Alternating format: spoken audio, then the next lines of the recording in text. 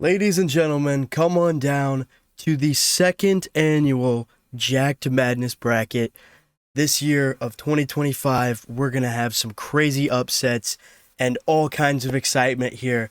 Let's just go ahead and jump into the bracket. All right, so this is the bracket we have this year. We've got back, chest, arms, which is shoulders and arms, and then legs. We've got 16 exercises per region that we're going to go ahead and basically figure out which one is the best of which region, and then we're going to crown an overall winner. What is the best exercise? Let's start off in the back region. We've got the number 1 seed deadlift taking on the number 16 dumbbell lat pull down. I hope you guys understand that reference. But then we have number 8 seed low cable row versus 9 seed dumbbell row. Kind of the same thing. Now we have the 5 seed machine high row versus the 12 seed dumbbell incline row. Next up is the 4 seed barbell row versus 13 seed rear delt flies. Number 6 seed in the back region is the single arm cable pull down versus the 11 seed shrugs. Number 3 is the T-bar row going up against the number 14 machine low row. Number 7, the traditional pull-ups taking on the number 10 cable pull over. And then rounding out the back exercises first round, we have lat pull down at the 2 seed taking on the 15 Roman chair back extension. Let's go ahead and go down to the Sharms region. Number 1 overall seed in the Sharms region, the barbell overhead press taking on the 16 seed front raise. Next up, we have the number 8 seed skull crusher versus the number 9 seed hammer curl. Then at the 5 seed, we have the tricep pushdown taking on the number 12 seed Zotman curl. The 4 seed preacher curl taking on the 13 seed military press. Then starting the second half of the bracket for the Sharm region, we have the number 6 seed tricep rope extension taking on the number 11 machine lateral raise. Then we have the number 3 seed dumbbell lateral raise taking on the number 14 seed cable curl. And then the 7 seed supinated dumbbell curl taking on the 10 seed single arm cable extension. And then the last matchup for the Sharm region, we have the JM press taking on the tricep machine extension. Then we go over to the other half of the bracket. We have the chest region, my personal favorite. We've got the number 1 overall seed bench press taking on the number 16 seed decline press. Then we have the 8 seed flat dumbbell press taking on the 9 seed cable flies. Next up, we have the 5 seed incline dumbbell press taking on the 12 seed dumbbell flies. Then the 4 seed incline machine press versus the number 13 crush press. Then at the 6, we have the pec deck flies taking on the 11 low cable flies. We've got a fly on fly matchup right there. Then we have the 3 seed chest machine press taking on the number 14 seed cable press down. Then the 7 seed traditional push-ups taking on the number 10 hammer strength bench press. And then the last part of the chest region, we have incline Smith press taking on the number 15 floor press. And last but not least, the region that I am probably the most strong in, we have the leg region. Number 1, the obvious pick, the barbell back squat, taking on the number 16 reverse hyperextension. Then we have the number 8 leg curl versus the number 9 leg press. That'll be an interesting matchup. Then the number 5 RDL. Kind of underseeded in my opinion, but they will be taking on the number 12 dumbbell lunge. The split squat taking on the hip abductor / adductor. Then we have the number 6 pendulum squat versus the number 11 barbell front squat. Then taking on either of those two will be the number 3 hip thrust or the number 14 calf raise. And then the last 2 matches of the leg region, we have number 7 leg extension versus number 10 goblet squat. And then number 2 hack squat taking on the number 15 glute ham developer. Right, starting at the back region with our matchups, let's go to deep analysis. We've got the number 1 deadlift versus the number 16 dumbbell lat pull down. I think if you go with the dumbbell lat pull down, you have the best lat exercise that you could possibly get. I don't see much of a benefit from deadlift. I think the dumbbell lat pull down moves on. Oh, I'm not even trying to cloud on the original maker. I just think that's so funny to me.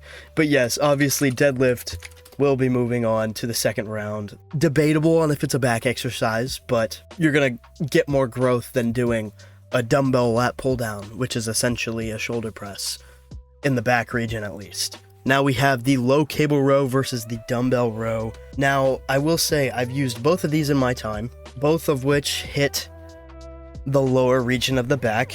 But if you're gonna talk like the load and the controllability, I think the cable row is just the safer option here. You've got all your muscles compact into this one cable, depending on whatever attachment you have. You're gonna be able to slow down. I just heard someone scream outside. Yeah, you're gonna be able to control the weight a lot more, I feel like, if you're doing the low cable row. The dumbbell row can be used in the wrong scenarios multiple times. I've seen so many people ego lift with a dumbbell row. I just think the safer option would be the low cable row. Next up, the machine high row, one of my favorite back exercises, versus the dumbbell incline row, which I know is a lot of other people's favorite exercises. So I might go against the grain here, but I'm gonna go with the machine high row, and here's why. My upper back has never had this much growth, and it has started since I started doing the machine high row. My upper back has seen levels of improvement. I'm talking my traps, my rear delts, even my rhomboids are seeing much more of a growth standpoint than when I would ever do any dumbbell incline row. Then we have the number 4 barbell row versus the number 13 rear delt flies. Now, I have been doing a variation of the rear delt flies recently, which basically contradicts everything that I've said so far. But I'll do incline rear delt flies where I'll be on an incline bench laying forward. I'll just show a clip. Yeah, this is what it is. But I've been doing that a lot more lately, and I've felt good rear delt growth. But let's be realistic here. It's not going to trump the barbell row. The barbell row is just a staple in the back exercise community, I guess I could say. And it's never going to go away. So historically, the barbell row is just the better option. Next up, single arm cable pull down, taking on the shrugs. I love shrugs as much as the next person. I love having big traps.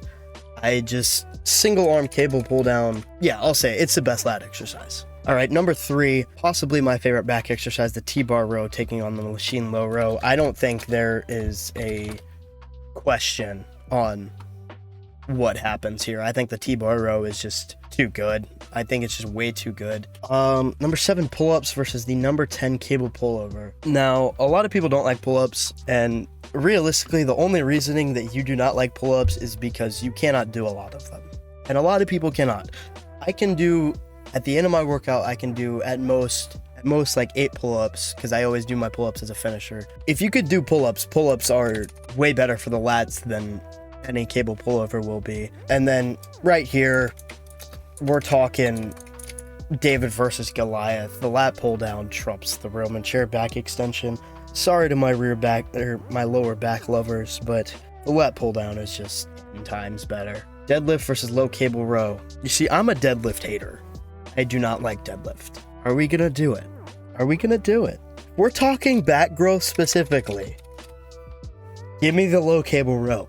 Give me the low cable row. The first 1 seed that I have covered gets taken down in the second round, baby.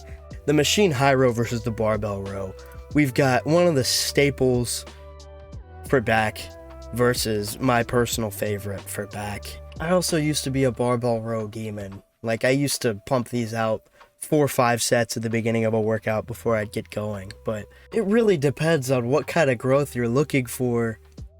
But if we're just going to go straight popularity alone, I think the barbell row has to move on. And then single arm cable pull down T-bar row.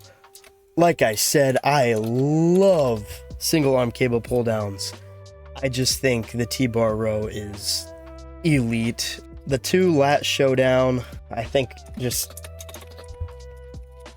the entire gym community would choose lat pull down over pull-ups, unless you're a calisthenics nerd.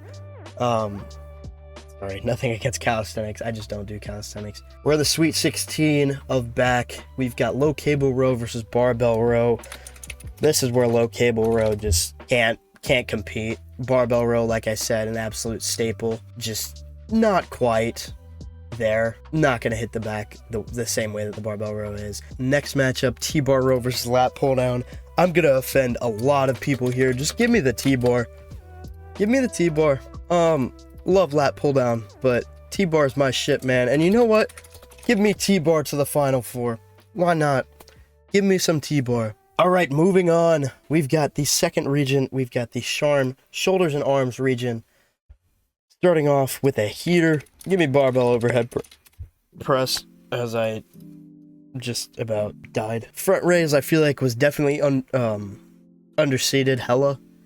I just wasn't sure what the worst of these would be, because these are all kind of one and the same once you get past the top four. Yeah, front raise, I think, kind of got screwed, but barbell overhead press is, once again, it's a compound lift. Shoulders, it'll get your shoulders, triceps, chest. Then we have skull crushers versus hammer curls. Here's my vendetta against skull crushers, alright? Used to do them all the time. The first year of me being in the gym, first year and a half, loved skull crushers. My favorite tricep exercise.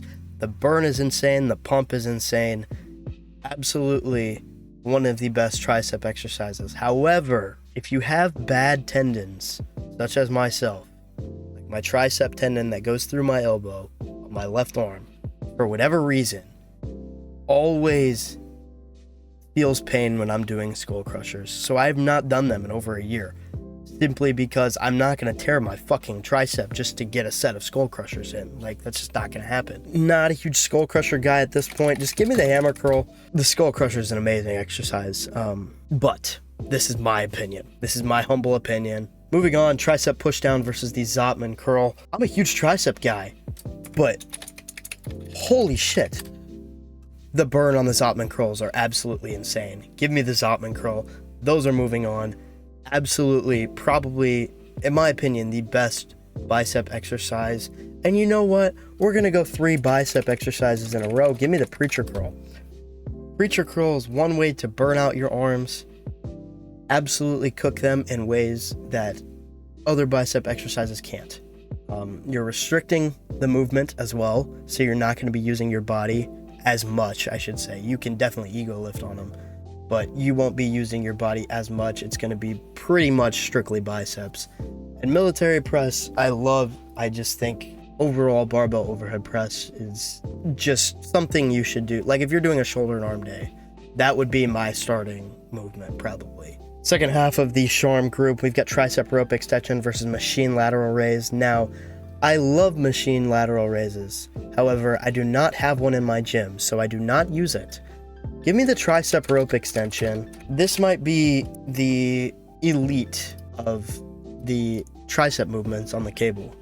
You get the ego of pushing it down, but you also get the burn of extending it all the way and getting that long head movement as well. Now, you're not going to get as good of a long head movement as you would do, let's say, a single arm cable extension that is coming up, but you will hit pretty much all 3 heads of the tricep in this single movement. Then we have the dumbbell lateral raise versus cable curl. Give me the dumbbell lateral raise. Once again, a staple in the gym community, used by universally everybody. Guys, girls, bodybuilders, people just now getting into the gym. All kinds of people use this exercise, and it works. It has statistically proven that it grows your shoulders exponentially. So you could spam out, I'll spam out 5. I like to do high volume. I'll spam out 5 to 6 sets on my shoulder days of just dumbbell lateral raise. Next up, we have the supinated dumbbell curl. So basically the basic bicep curl versus a single arm cable extension. Now, I've gone 3 bicep exercises, and this is not because I want to diversify the second round. The single arm cable extension is going to cook your long head in ways that you will not know. Like, if you're not someone that usually hits the long head super hard and you do 3 sets of single arm cable extension to failure, your long head is going to be screaming for help.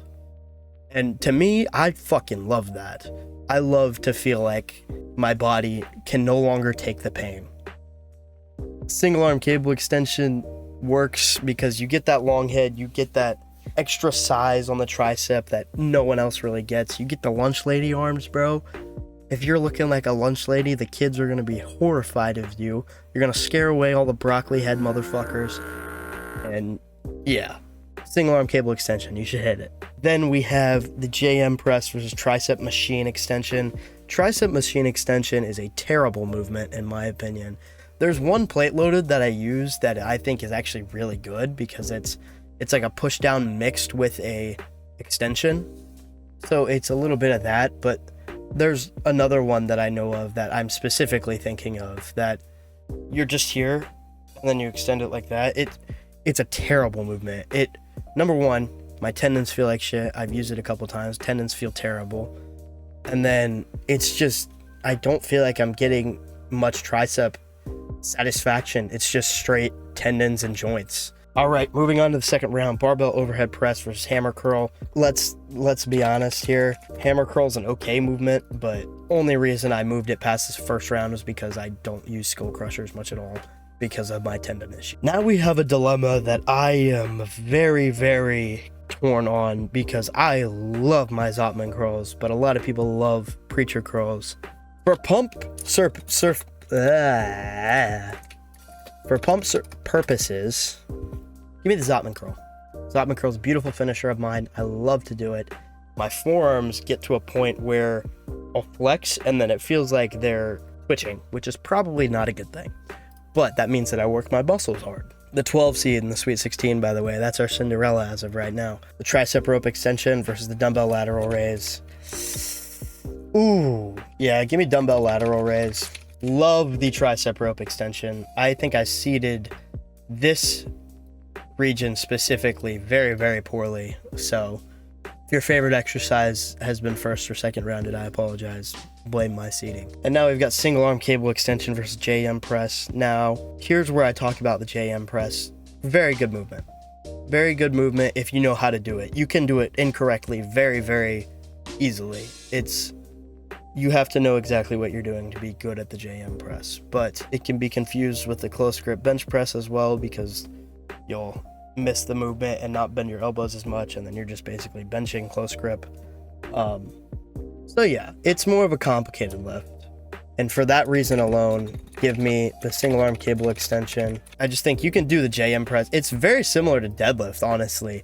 You can do the JM press very wrong and it can screw you over. And then barbell overhead press, easily put over Zotman curl. What do you know? We've got a shoulder on shoulder showdown, baby. The single arm cable extension I love. However, dumbbell lateral raise is just too practical, and this is exactly why I've got the dumbbell lateral raise going on to the final four. Going over to the chest region, we've got the number one seed overall, most people's favorite bench press versus decline press. Fuck decline press. Bench press is tenfold better. Decline press makes no sense. You're already getting enough lower chest work as you are just going through your chest day no matter what you do. Then we have flat dumbbell press versus cable flies. Like flat dumbbell press. However, bench press is a better alternative. So why even do flat dumbbell press? Especially when you can do flat incline press, which is, in my opinion, a better movement overall. Which is right here. Over dumbbell flies, incline dumbbell press. And then next up we have the incline machine press versus the crush press. The crush press, I just not a huge fan of. To be quite frank with you, I just needed something to fill the list. I go with tech deck. I don't usually do low cable flies. I like the more straight on because then you get the right in between the chest specifically. They will be taking on the chest machine press or the cable press down. The cable press down is basically a tricep push down, but you're leaned over it and basically pressing. Redundant. Once again, completely useless compared to the chest machine press. I don't know why you would do a cable press down. Just do a tricep push down and then a cable press. Or not a cable press, a chest press. It's just a weird movement. A really, really weird movement. And then we've got push-ups versus the hammer strength bench press. Here's my explanation for why I'm going to go with push-ups. Number one, it is one of the most well-known exercises, probably the most well-known exercise in all of fitness. Number two, you can do them anywhere. All you need is your body. Number three, there's different variations, incline, decline, all those depending on what kind of difficulty you want. You got diamond push-ups, you can do all kinds of them. And then I like hammer strength bench is a very good movement. I love to do it when it's available, but when it's not there, you don't really like tweak out about it. Like, you're not gonna be like, oh, they don't have my hammer strength bench press. What am I gonna do? What am I gonna do? I don't have it. No, you're not gonna be tweaking out about it. You're just gonna be like, oh, okay, I've got other things I can do. And then Incline Smith, I believe, was the runner-up last year. I think barbell back squat was the winner. Yeah, Incline Smith, still one of the best movements in my opinion. Good progressive overload. Incline is, in my opinion, the best way. It's the meta at this point. They patched bench. Incline is the way for physique. And then floor press is just, unless you're a power lifter, there's no point. Second round, baby. We got bench press versus cable flies. This is a good one. I like this one a lot, actually. Give me bench. Cable flies aren't even the best fly, in my opinion. I kind of got to speed up here. I realize I'm 40 minutes into this. Incline double press, incline machine press. Give me incline dumbbell. Like, if you do incline dumbbell and then incline machine, you're probably going to be like, yeah, dumbbell felt better growth-wise, felt better pump-wise. It's just a better movement, I would say. And then pec deck flies versus chest machine press. Give me pec deck. Elite fly exercise. I didn't used to do pec deck flies because, number one, I sucked at them, and number two, I never had a pec deck available to me. But now that the new gym that I have has pec deck, it fries me and I love it. And then incline Smith, let's be realistic, doing weight rather than no weight is going to be more beneficial for your gains. I mean, I guess push-ups, you're doing your body weight, but incline Smith will help you with progressive overload and all that jazz. As I said before, incline is the meta at this point, but fuck it, let me get my ego in the way. Give me bench press here, and then give me incline Smith. I would say incline Smith is like the Duke or the North Carolina. Necessarily aren't the best team of the season, but they're always going to have veteran coaching, they're going to have an elite squad, and they're always going to make it deep in the tournament when it counts. Give me incline Smith making it to the final four. Barbell squat versus reverse hyperextension in the leg region. Back squat elite compared to this. Like, are we serious? Like, who wouldn't do this? Next up, we've got the leg curl versus the leg press. Leg press is a better compound movement. It's gonna hit the quads and hamstrings, so you know what, give me the leg press here. Next up, RDLs, which, like I said, I think was underseeded like crazy, because I'll do these most of the time when I'm hitting quads and hamstrings separately. RDLs are the go-to. They're the compound movement for the hamstring versus the dumbbell lunge. Who the fuck does a dumbbell lunge? Sorry if I offend you, but realistically, I've never seen someone do a dumbbell lunge in the gym unless they're an athlete. And then hip abductor and adductor just doesn't stand a chance. It's something that is needed. Okay, as a Purdue fan, as a Purdue Boilermaker fan, I would say they are like the Purdue Boilermakers. Consistent, always good, always need them around, but they're probably not going to win a national title. I hate to say it as a Purdue fan. They are not going to win that national title, and that is how hip abductors and adductors are. Then we have the pendulum squat versus the barbell front squat. Front squat is a complete inferior exercise to the back squat. The only reason you want to do this is if you want more ab concentration and I guess wrist strength. I hate it because I'm not double jointed, so my wrists always end up hurting like a motherfucker, and it's just, I don't know. I feel like there's a lot more injury that could be had with that sort of variation. Number 3, hip thrust. This is for the ladies, I guess. Some guys do it too. I'd say it's the compound to the abductor and adductor versus the calf raises. I have big calves. I love doing calf raises. However, hip thrust, probably better for you. I don't do it, but probably should. But I really don't want to have a voluptuous BBL as the women are working out. I really don't want to have a bigger ass than most men and some women. So we've got the leg extension versus goblet squat. Loved goblet squat for a little bit. It's similar to front squat, that type of argument. It's just not, I wouldn't do it. Exhibit A, probably the best quad focused exercise is the hack squat over the glute ham developer. Fuck the glute ham developer. It's a good body weight exercise, but it's just not, It's just meh. Like I said here, I argued against leg press. It's a good exercise. Don't get me wrong. It's a very good exercise, but it's not going to be equivalent to the gains you will be made with the barbell back squat. Tom Pletz would be proud of me to put back squat over leg press. Next up, RDL split squat. You know, I hear this argument all the time. Split squats are difficult. That's why nobody does them. And they're absolutely fucking correct. I hate it. I hate it. Give me the RDL. Hamstrings on top, baby. Let me have the pendulum squat versus the hip thrust. Shout out to the ladies. Hip thrust is elite. I put it over pendulum squat. I do like pendulum squat. Oh, how poetic, actually.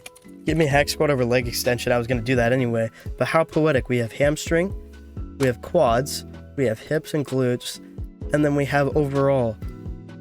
That's so sweet. We get it. We got it all. Like, let's be realistic here. Barbell back squat over RDLs because, like, once again, it's just all over. And then hack squat over hip thrust. Who doesn't want big quads, right? As a guy, as a dude, who doesn't want quadzilla looking ass? Like, this leaves me with a very difficult decision because I love back squat. I don't know if I told you this, but I squat 435. But I also really love hack squat. Give me hack squat. Give me hack squat. The upset of the century, baby. No one seeds made it. Holy shit, no one seeds made it to the Final Four this year. We've got the Final Four, baby. The Final Four. T-bar, incline Smith, dumbbell lateral raise, and hack squat. T-bar row versus lateral raise. I think dumbbell lateral raise just doesn't stand a chance at this level. I just don't think they're going to be throwing punches as much as they should. They're consistent. They're going to get you their team, but they're not as consistent as, yeah, we're going to win a national title, right? You know what I mean? Now, this is the Final Four matchup that I'll be waiting. This will be like if Duke and Houston face off in the Final Four this year. Hack squat versus incline Smith press. Two heavy hitters. Both of them, I think, would beat T-bar row. It really comes down to what I think in the day. And at the current moment, incline Smith, baby. They came back for more. They were never out of it to begin with. They came second last year. Give me the victors, incline Smith press. You're fucking champions, baby. You're champions, the incline Smith press. Everyone hit incline Smith right now. I'm telling you right now.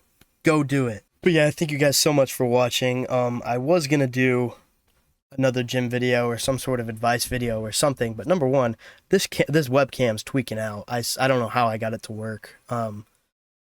So there was that. But number two, it's also a Thursday night, and I have been sick the past week. So there hasn't been much of an ability to film and create good content, I should say. So kind of a cop-out thing, but I do want to make this an annual thing where I revisit a bracket and then fill it out every single year. So if you enjoy, like, subscribe.